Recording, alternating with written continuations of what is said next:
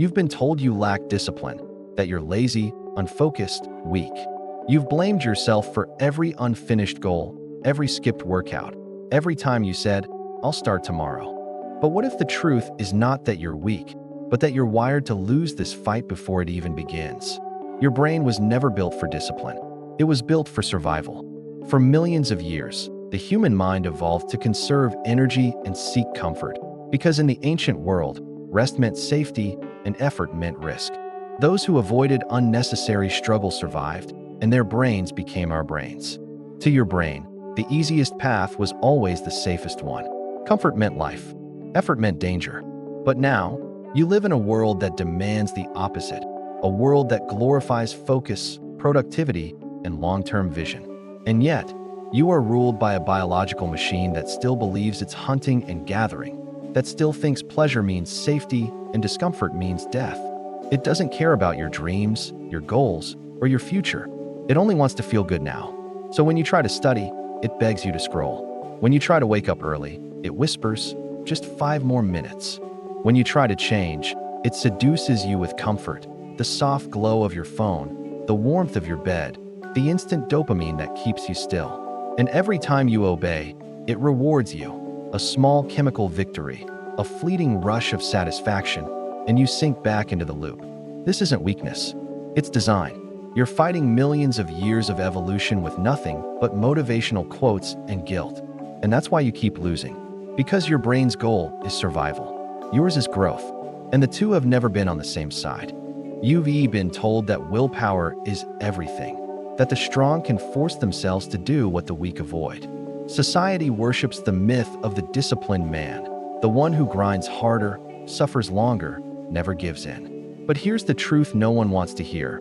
Willpower is not strength. It's exhaustion. It's a fragile spark trying to outshine an ancient instinct that always wins in the dark. Your brain is not built to run on resistance. It's built to run on efficiency. Every thought, every decision, every action consumes energy, and the brain's first priority is to conserve it. It always looks for the path of least resistance, what neuroscientists call cognitive ease. It doesn't ask, "What's best for me in 10 years?" It asks, "What costs me the least energy right now?" And that's why motivation fades. That's why new habits die. Not because you're undisciplined, but because your brain is efficient, not rational. Think about the last time you tried to change something. Waking earlier, studying longer, eating better. For a few days, maybe even weeks, you forced yourself to obey. You relied on the surge of motivation that came from frustration or hope. But eventually, fatigue crept in. And when you got tired, your brain took back control. It pulled you toward comfort, routine, the easy pleasures that require no energy and no courage. Because in the economy of the brain, ease is survival. This is why willpower always fails. It's not designed to last. It's like swimming upstream. You can do it for a while, but the current of instinct always pulls you back. The people you call disciplined are not stronger than you. They're not superhuman. They've simply learned not to fight the current. They've built systems, environments, and habits that flow with the brain's design instead of against it. So stop trying to win through force. You will lose every time. Real discipline doesn't come from pushing harder. It comes from understanding the machine and then quietly reprogramming it to work for you, not against you. Because true strength isn't in resistance. It's in design.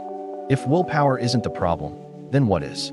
The answer is hiding in plain sight, around you, in every object, every sound, every small decision that shapes your day.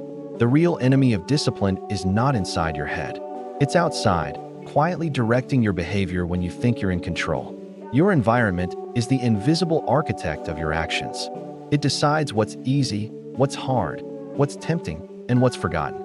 Most people believe that self-control is an inner strength, a moral muscle you can build with enough determination. But the truth is much simpler and much harsher. Self-control is fragile. It breaks the moment your environment is designed against you. You can have all the motivation in the world, but if your world is built for comfort, you will choose comfort. Every single time. Imagine this. You promise yourself you'll start working out. You feel inspired, ready to change. But when the morning comes, your gym clothes are buried somewhere in a drawer, your sneakers are in the trunk of your car, and the couch, soft, inviting, sits 3 steps away. Your phone glows in your hand, feeding you endless reasons to delay. You don't consciously choose to skip your workout. Your environment simply makes that choice for you. This is the law of proximity.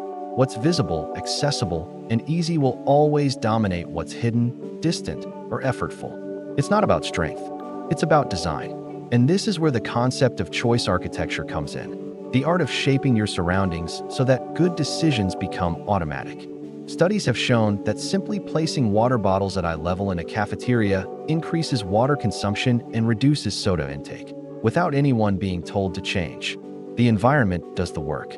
Now, imagine if you built your life the same way. You leave your book on the bed instead of in a drawer. You hide your phone when it's time to work. You lay your gym clothes beside you the night before, ready like a trap against your own laziness. Discipline stops being a struggle when the right choice is the easiest one. The most consistent people you know aren't relying on self-control, they relying on architecture. They've learned the secret. Discipline is not born from effort, but from preparation. They don't force themselves to act differently. They create spaces that make the right actions inevitable. So stop fighting yourself. Start rearranging your world. Because when your environment changes, your behavior follows effortlessly.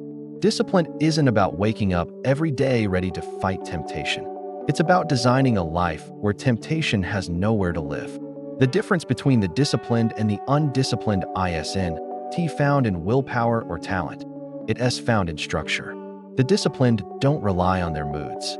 They rely on systems. Their secret is not strength, but engineering. Think of discipline like architecture. Every action you take is built upon the foundation you've designed for it.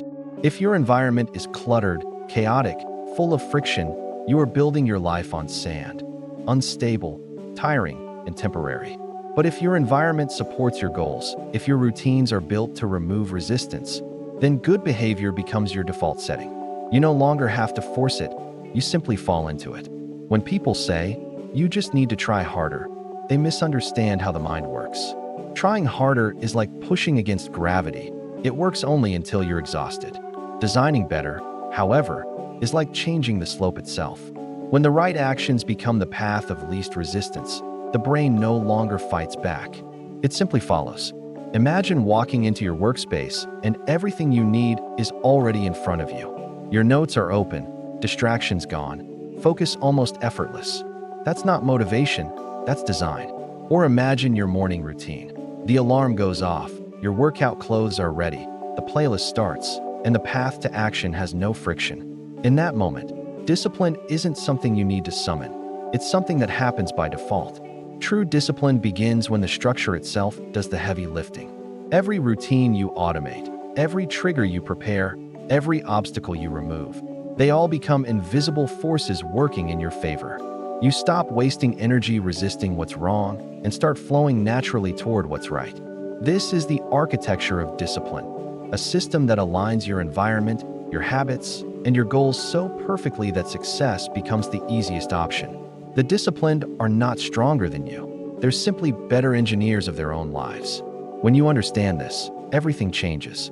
You stop asking, how can I force myself to do this? And start asking, how can I make this so easy I can't not do it? That's not willpower. That's mastery. Now that you understand discipline begins with design, it's time to uncover one of the most powerful tools ever discovered for building that design: habit stacking. It's a method so simple, it almost feels like cheating, yet it works because it speaks the same language your brain does: repetition, rhythm, and reward. Your brain runs on habit loops, small sequences of behavior that start with a cue, move into a routine, and end with a reward.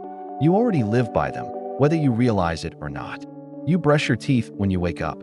You check your phone when you sit down. You crave coffee when you enter the kitchen. None of these actions require thought or motivation.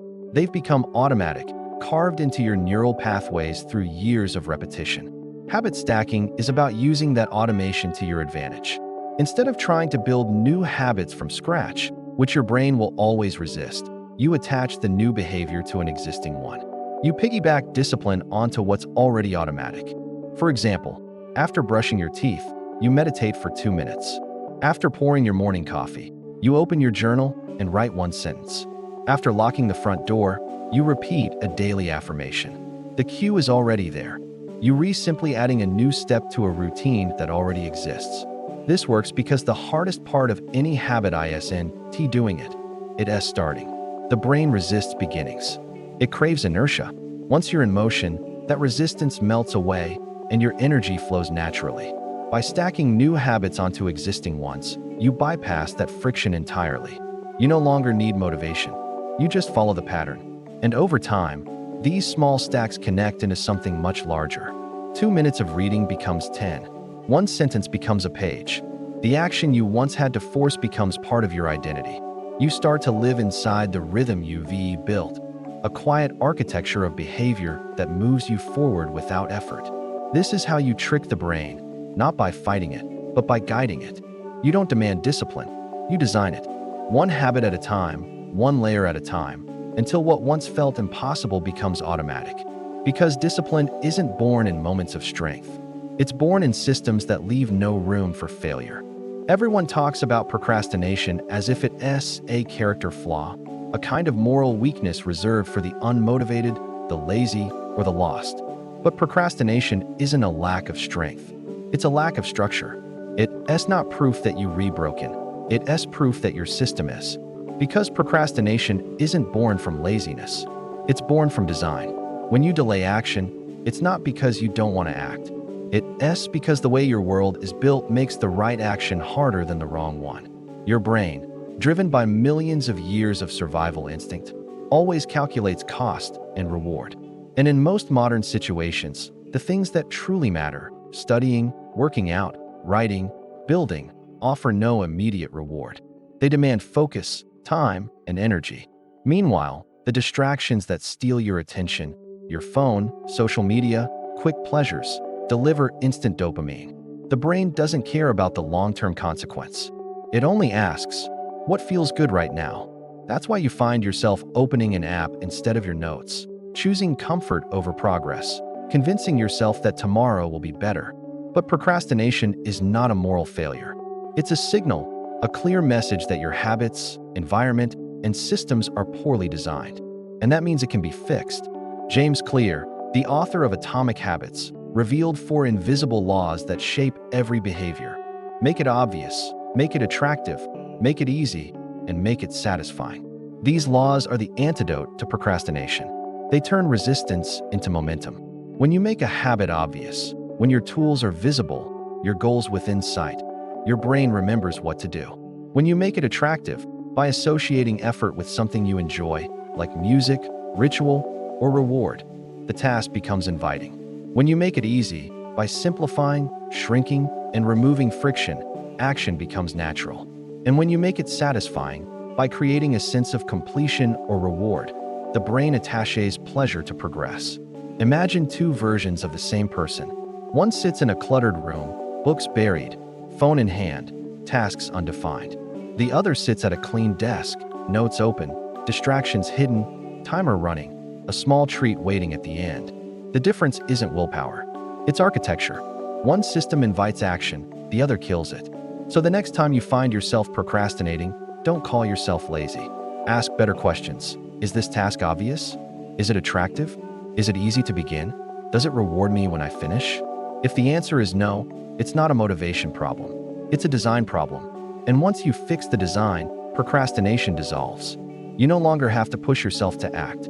Action happens naturally. The path of least resistance finally points toward growth. There's a dangerous myth that has poisoned our understanding of self-improvement. The belief that to be truly disciplined, you must love the process. You've heard it 1,000 times. Fall in love with the journey. Love the grind. Do what you love, and you'll never work a day in your life. It sounds poetic, but it's a lie. Because real growth doesn't require love. It requires inevitability. The truth is, no one loves discipline all the time. Not even the most successful people you admire. They don't wake up every morning filled with energy, ready to conquer the day. Most mornings, they feel the same resistance you do, the same tiredness, the same urge to stay in bed, the same voice whispering, "Not today." The difference is, their systems don't give them a choice. Discipline isn't about passion, it's about structure. It's not about how much you want to do something, but how hard it is not to do it. When you design your routines right, Action becomes the path of least resistance, and that's when the magic happens. Picture two runners. The first relies on motivation. They run only when they feel inspired. Some days they go far. Most days, they don't run at all. The second runner relies on structure. Every night before bed, they lay out their shoes and clothes. Their alarm is placed across the room. Their playlist starts the moment they turn it off. A friend is waiting outside to run with them. By the time the morning hesitation appears, it's already too late. The decision has been made. They're in motion. This is the secret of disciplined people.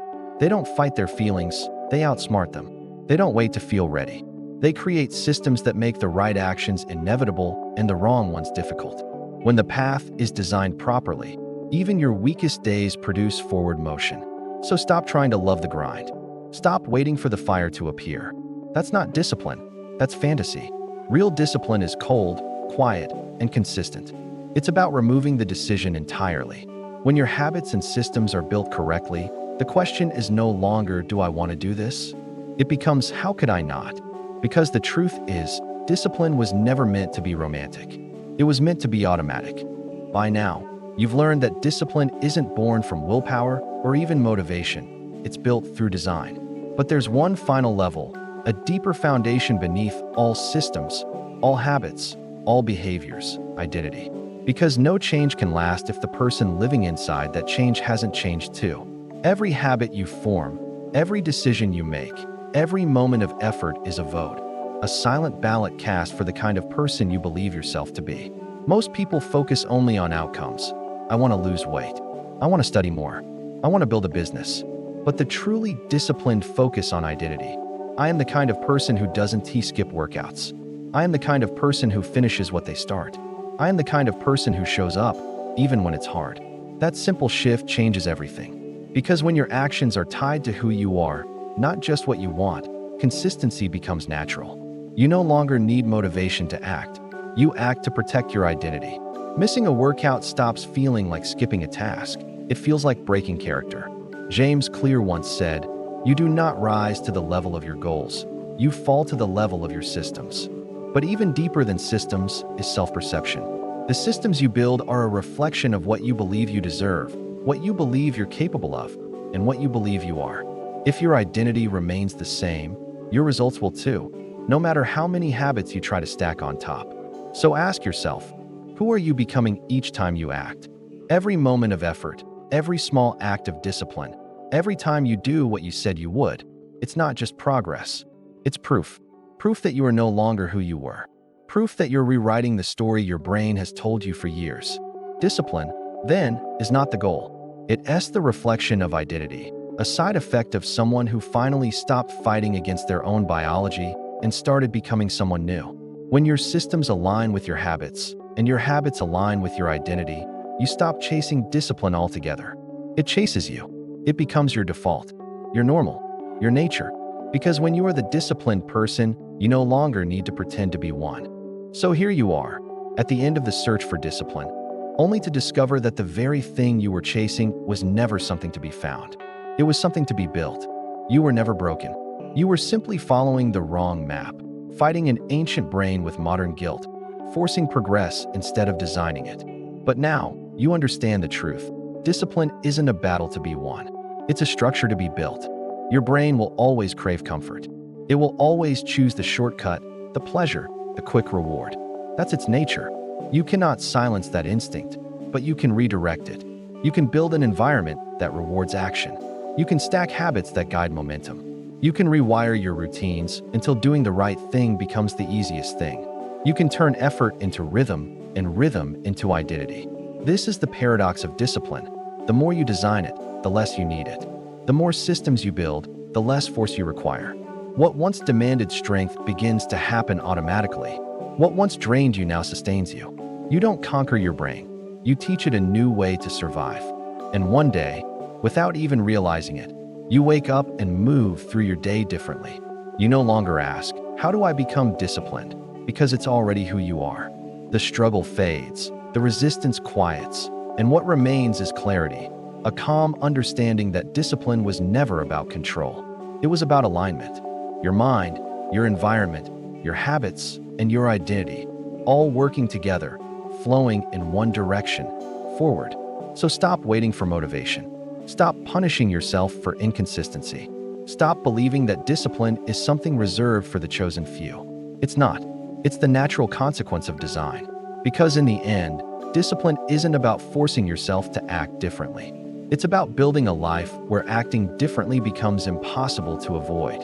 Your brain's goal was always survival. Yours is growth. But for the first time, they no longer need to be enemies. When you design the right system, they become the same thing. If this video opened your eyes, if it helped you see discipline in a new light, then don't keep it to yourself. Subscribe, like, and share this video with someone who needs to hear it. Because the more people understand how their mind truly works, the more we can build a world designed not for guilt, but for growth.